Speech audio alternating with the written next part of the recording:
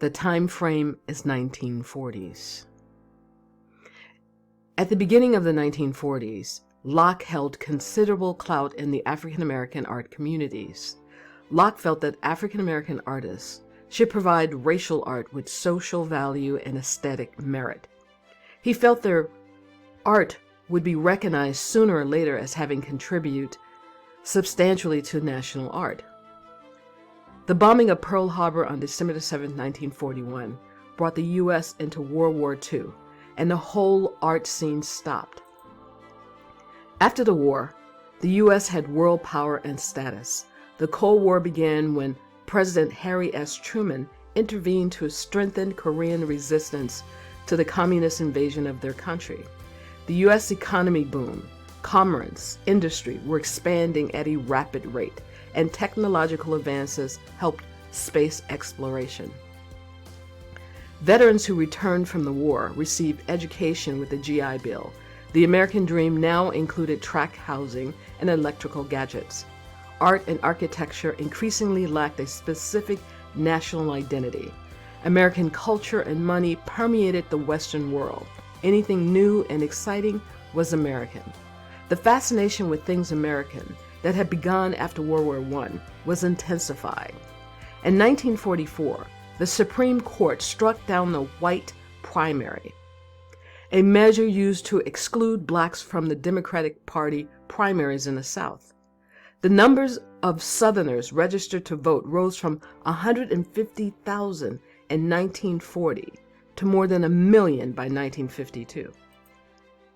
The transition was completed when the NAACP lawyers convinced the Supreme Court to reverse the separate but equal doctrine in education.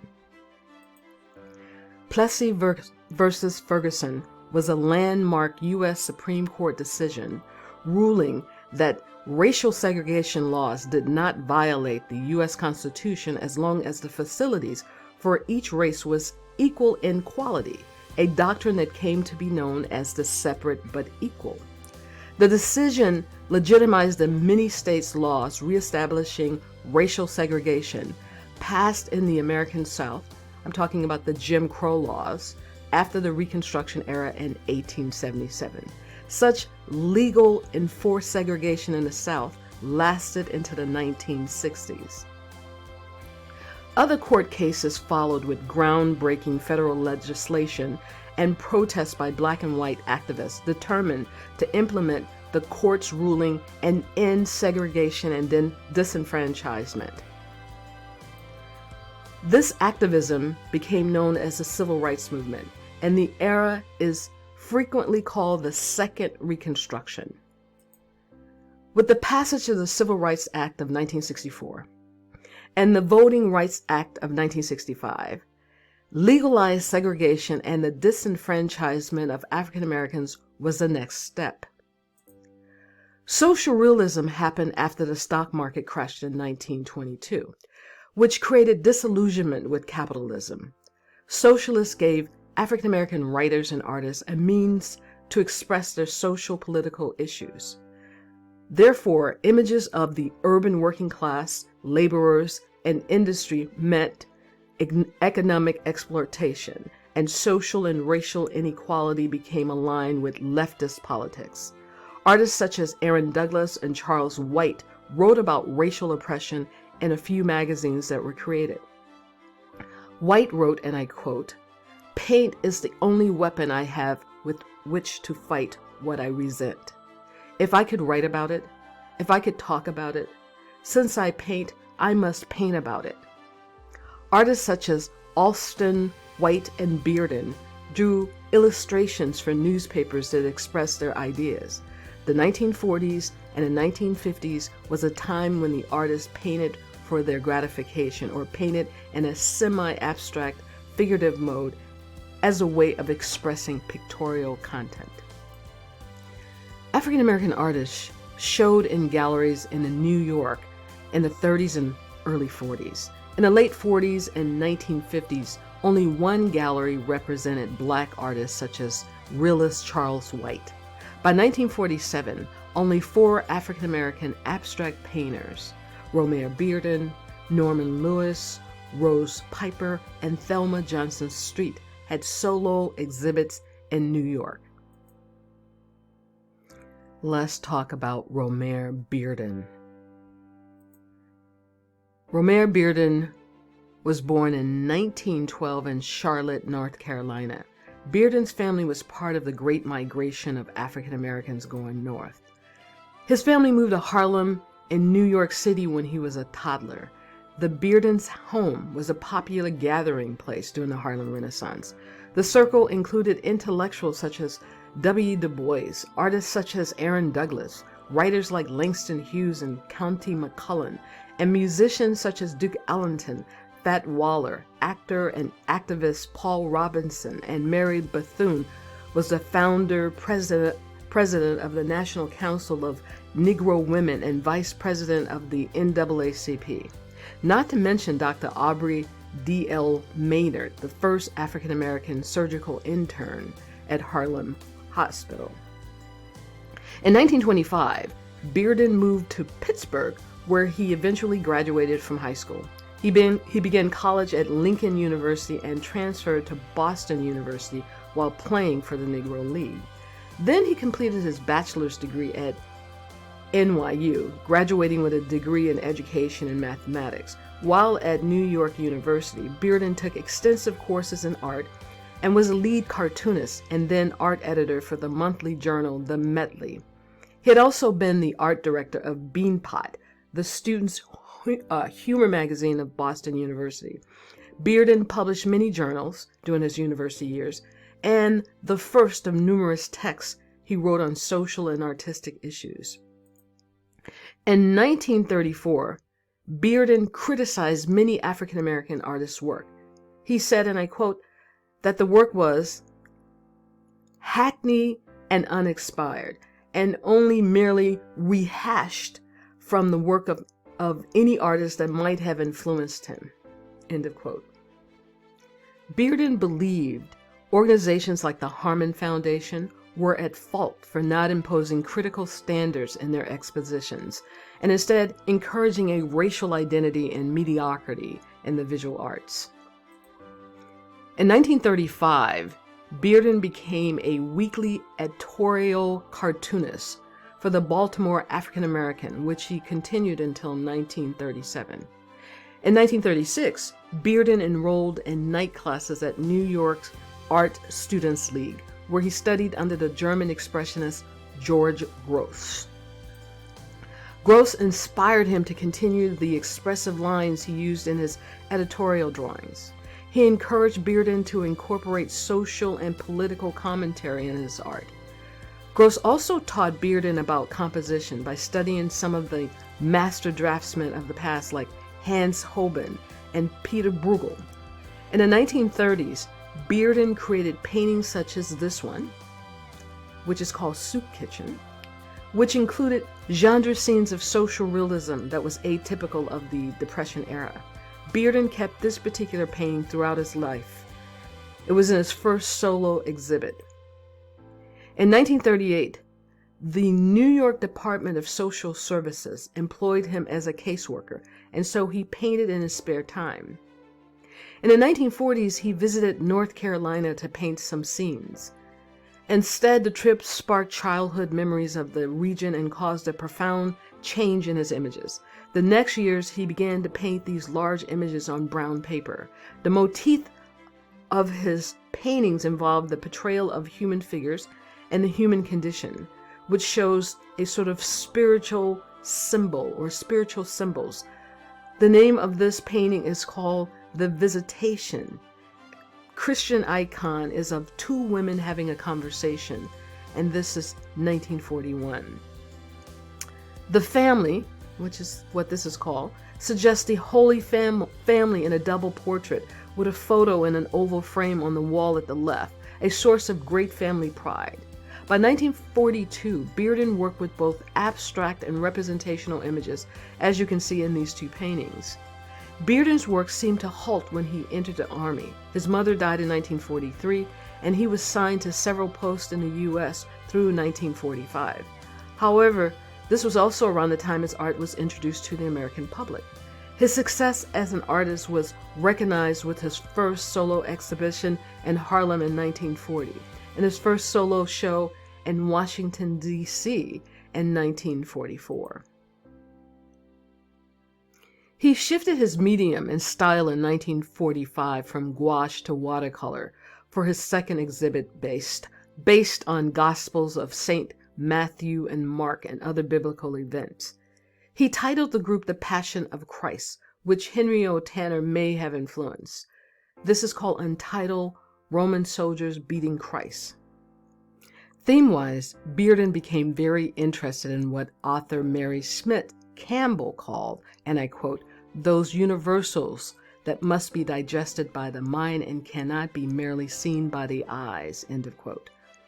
The subjects Bearden used in his painting range from ancient and contemporary literature such as Homer's Iliad and Frederica Garcia Lorca's poem Lament for Ignacio Sanchez Mejer, to the Bible as seen in this painting, He Walks on Water, from his Passion of Christ series. Yet, in 1945, he began to receive recognition for his social realist paintings. This is called Madonna and Child from 1945. This piece is part of a series of narratives based on the powerful literary themes by prominent international writers such as Spanish poet and playwright Frederica Garcia Lorca, 1935 poem, Lament of a Bullfighter. This is also called Now the Dove and Leopold Wrestle from 1946. The name of this painting is called Bullfighter from 1946. By 1948, Bearden was among the most discussed modernists in America and had exhibited in the prestigious Whitney Museum of American Art Annual from 1945 to 1959. 1950, he went to Paris to study art history and philosophy at the Sorbonne on a GI Bill. His time in Europe made his work more abstract and improvisational. Bearden intensely studied the art historical traditions, assimilating themes and at times compositional structures of the past works. Although he didn't paint while there, he met with various master European artists such as Constantin Brancusi, George Braque, and Hans Richter. Also, there were Americans there such as James Baldwin, Samuel Allen, and painter William River and Paul King. His art was lampooned in the American press and popular magazines because it was abstract and considered foreign. However, abstraction in Europe was considered passé. So when American abstract artists toured Europe, the French ridiculed Bearden, Motherwell, and other white artists.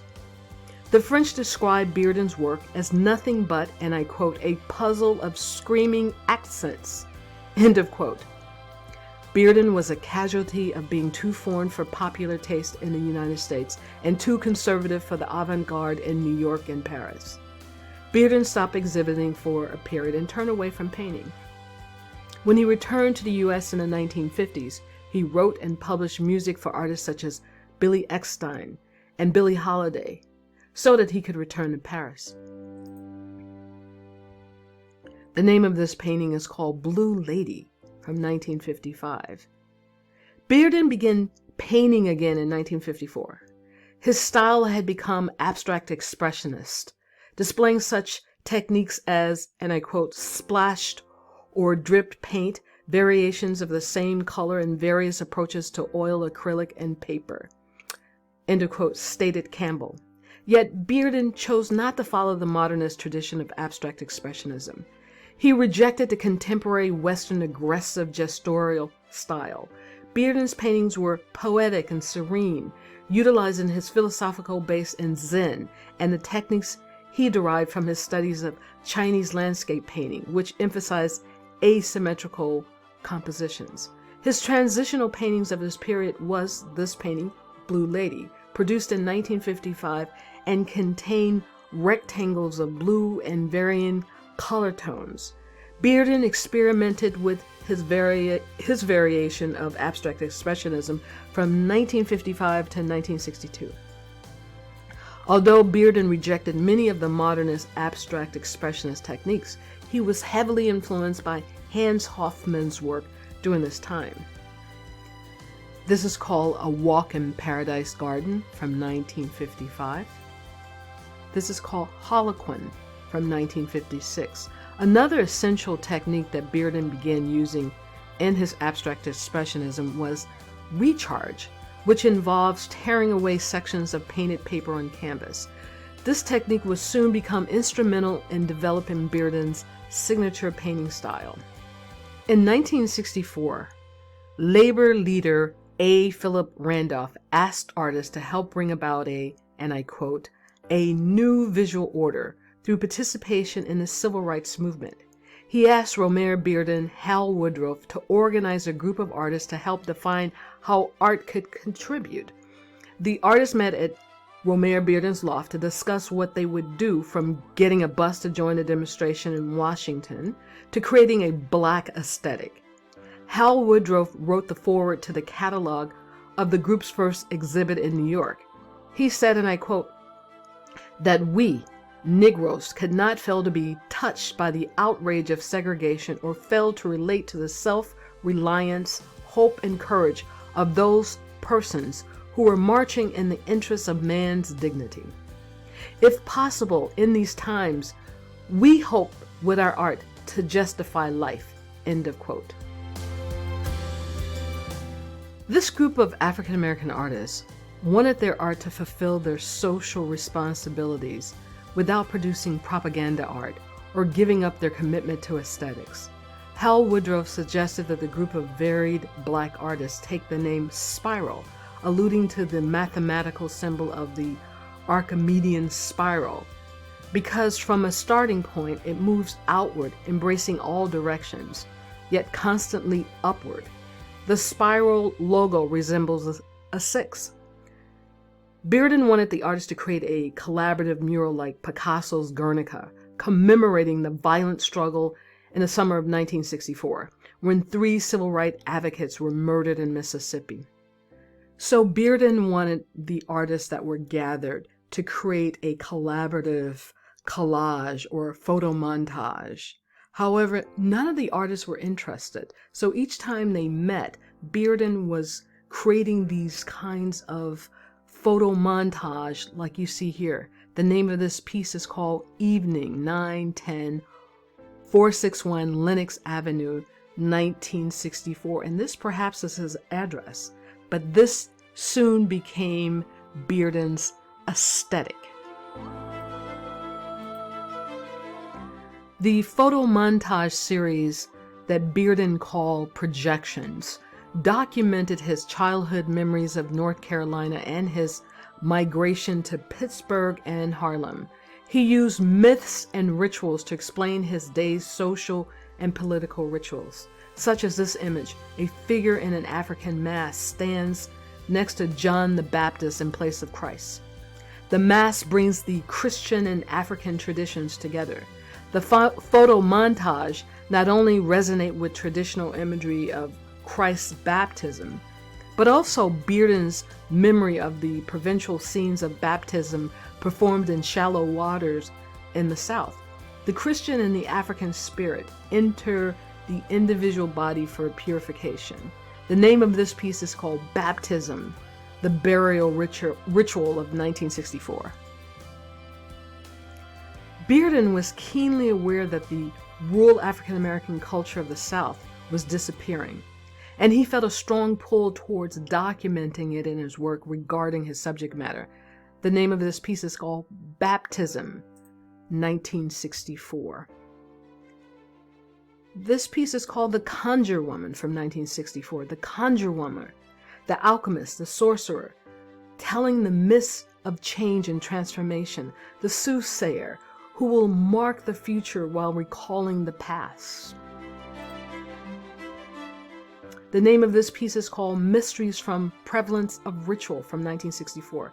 Bearden spoke about his art. This is what he said, and I quote, he says, "My work has developed out of a response and need to refine the image of man in terms of the Negro experience I know best." End of quote. The name of this piece is called Village of Yo from 1964. Bearden's collages fractured space and form, leading one writer to describe them as, and I quote, patchwork cubism. The name of this piece is called Cotton. Bearden said, and I quote, I felt that the Negro was becoming too much of an abstraction, rather than the reality that art can give a subject. End of quote. The name of this piece is called Two Women in a Harlem Courtyard from 1964. Bearden also said, and I quote, what I've attempted to do is establish a world through art in which the validity of my Negro experience could live and make its own logic. End of quote.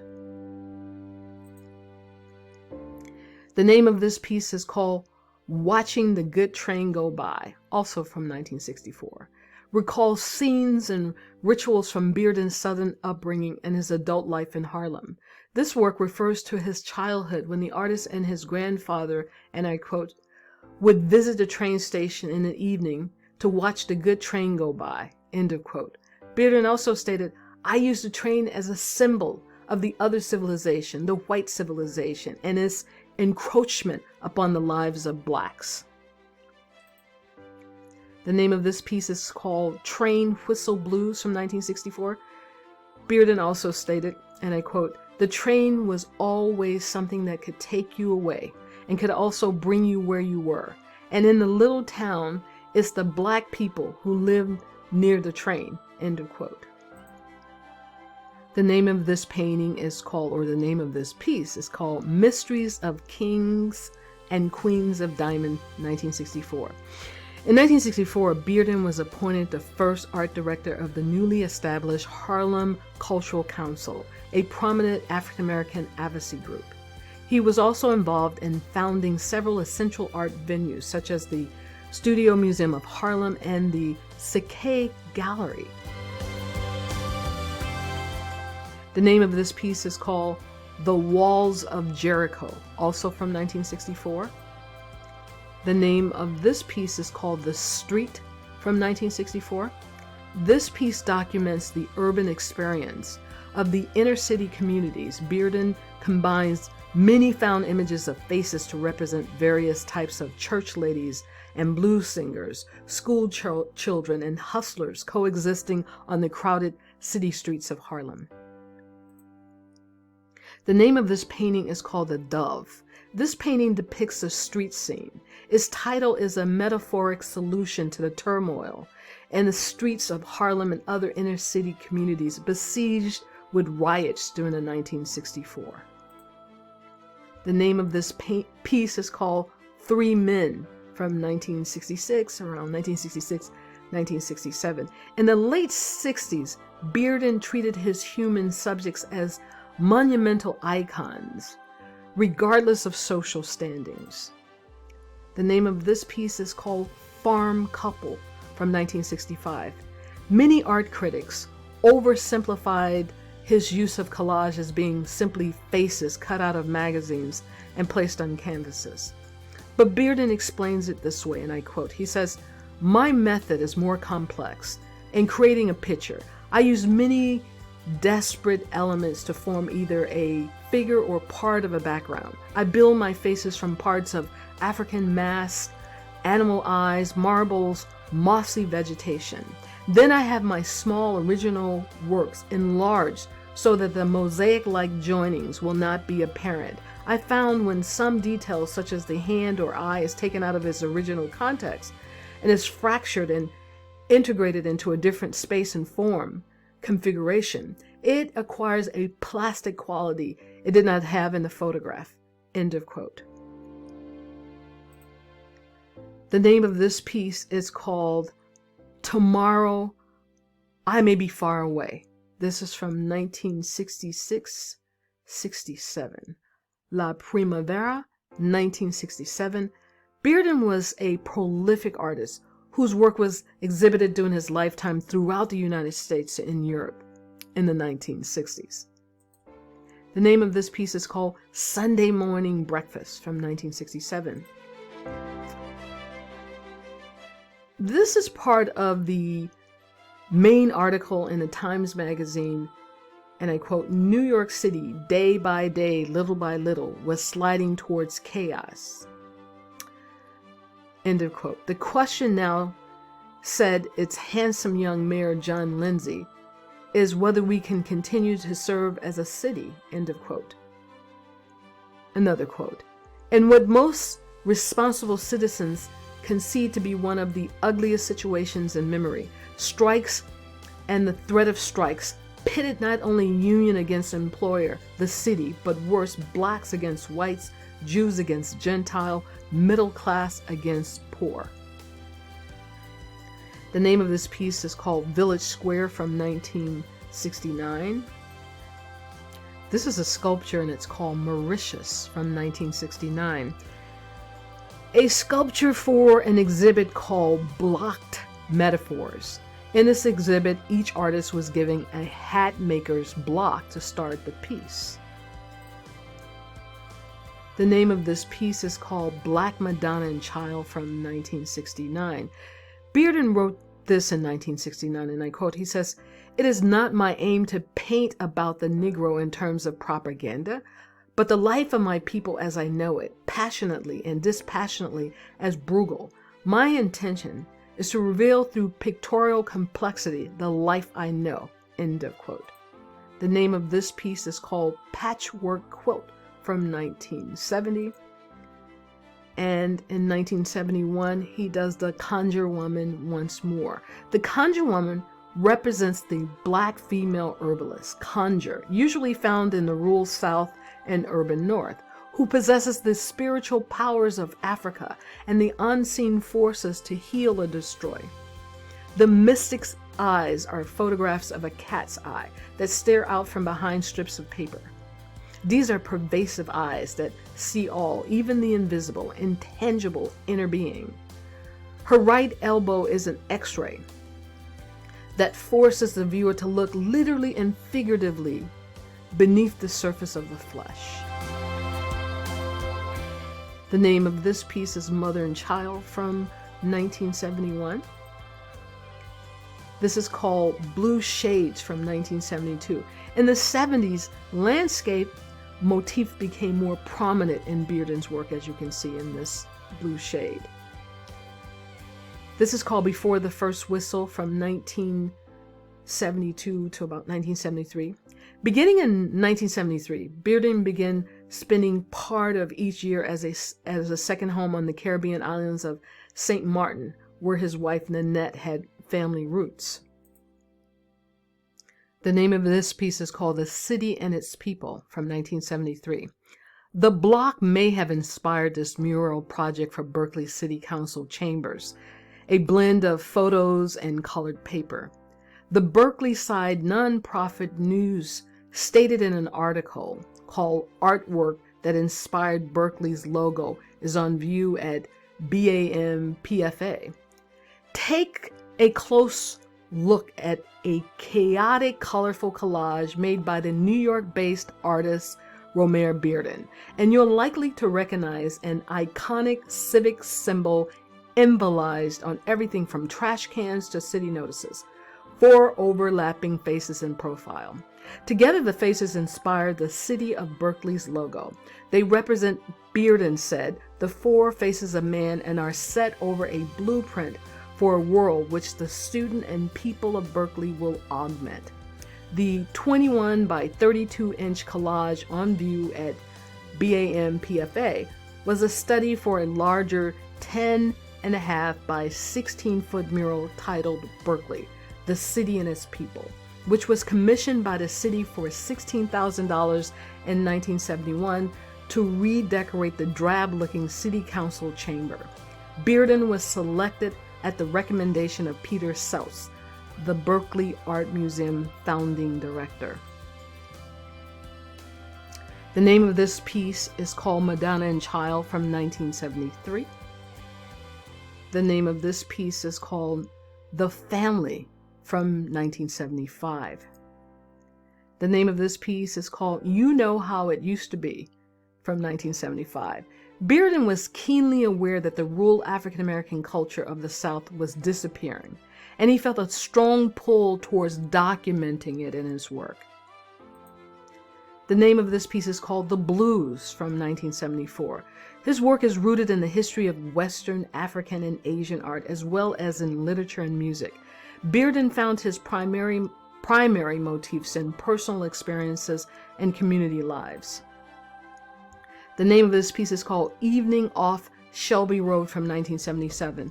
Bearden continued to refine his style of collaging paintings throughout the 70s and the 80s. He approached this art as if he were a student, constantly acquiring more knowledge yet continuing to incorporate what he had already learned. Bearden incorporated elements of previous works, reconfiguring them into his new art form. The name of this piece is Mother and Child from 1977. And the name of this piece is called Battle with the Scions from 1977. During the 70s, Bearden returned to using Western myths in his paintings, but altered specific details such as making the figures black so they could pertain to African Americans. The name of this piece is called The Sea Nymph from 1977. The name of this piece is called Conversation from 1979. And the name of this piece is called Falling Star from 1980. Now, during almost a half a century career, Bearden produced approximately 2,000 works. This piece is called The Piano Lesson from 1983. This painting was inspired by August Wilson's play called The Piano Lessons. The name of this piece is In the Garden Shade from 1984. Bearden is best known for his collages, and he has also completed paintings, drawings, monotypes, edition prints, murals for public spaces, as you saw, record album jackets and magazines, and wrote several books. Bearden's work has been exhibited throughout the world, and his work is included in many important public collections, including the Metropolitan Museum of Art, the Whitney Museum of American Art, the Philadelphia Museum of Art, the Museum of Fine Art Boston, the Studio Museum in Harlem, among others. He has had retrospectives at the Mint Museum of Art in 1980, the Detroit Institute of Art in 1986, and numerous other retrospectives, including the Studio Museum in Harlem in 1991, the National Gallery of Art in Washington, D.C. in 2003. Bearden was the recipient of many awards and honors throughout his lifetime. Honorary doctorate degrees were given by the Pratt Institute as well as the Carnegie Mellon University, Davidson College, Atlanta University, just to name a few. He received the Mayor's Award of Honors for the Art and Culture in New York City in 1984 and the National Medal of Art presented by President Ronald Reagan in 1987. He died in 1988 at the age of 87.